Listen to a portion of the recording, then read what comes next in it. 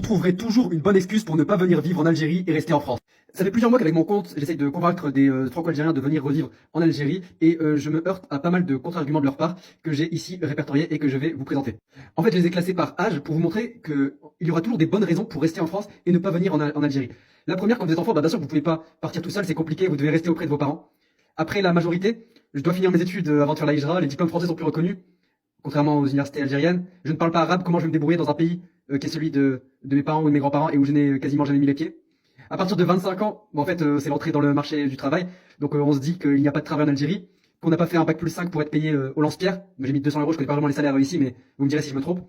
Ensuite, il y en a qui se disent pas mal qu'ils vont travailler quelques années en Europe pour économiser et monter en expérience. Pour les personnes de 35 à 45 ans, ce qu'on entend souvent, c'est des arguments au niveau de la famille. Je vais élever mes enfants en France car les écoles sont meilleures, il y a plus de loisirs, des parcs d'attractions, des centres de loisirs, des bowling, tout ce qu'on veut, des clubs de foot, etc.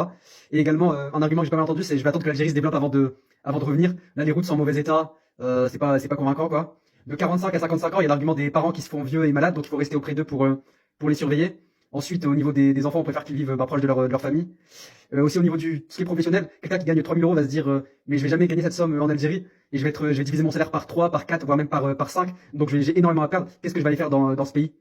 Après, l'âge avance et vers 55 à 65 ans, on se dit mais si je pars maintenant, j'ai cotisé toute ma vie au régime de retraite et je vais gagner que des petites miettes. Comment je vais faire pour survivre en Algérie avec 700 ou 800 euros? Et également un autre argument, bon c'est pas vraiment un argument mais c'est plus une phrase qu'on entend, c'est je viendrai en Algérie seulement après ma retraite pour y passer quelques mois par an. En général, on se rend compte que même quelques mois par an, on n'y passe pas forcément. Et après l'âge de la retraite, la vieillesse, on se dit qu'on est trop vieux pour partir, on a ses habitudes en France et on doit rester ici pour se faire soigner. Et également pour rester avec sa famille. Dites-moi ce que vous en pensez.